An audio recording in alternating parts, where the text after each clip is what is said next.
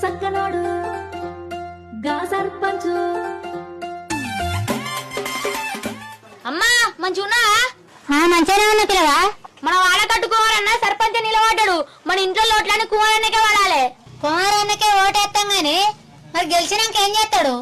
అమ్మా నేను గెలిచినాక మొదలు మన ఊర్లో హాస్పిటల్ కట్టిస్తా. మన ఊర్లో నౌకలు రైన వాళ్ళు బొచ్చేడు మంది ఉన్నారు.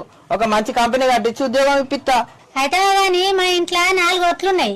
మరి పైసలు ఎంత ఇస్తానవు? అమ్మా మా అన్న ఇప్పుడు పైసలు అంటాడు. గెలిచినాక అన్ని చూసుకుంటాడు. చల్ ముందుగా ఇంట్లోకి వెళ్ళి అడుగురే. మళ్ళెత్తే బండెత్తేస్తా.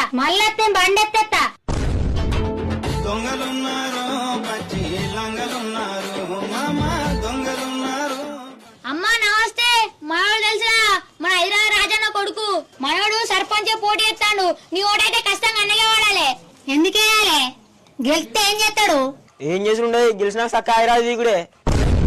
కాకపోతే ఓటు 2000 ఇస్తాడు. మీ ఇంట్లో 4 ఓట్లున్నాయి. 8000 వస్తాయి.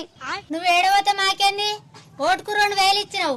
మా ఓట్లు కాదు, మా వాడళ్ళ ఓట్లని నీకే వేపిస్తా. ఏమి మారే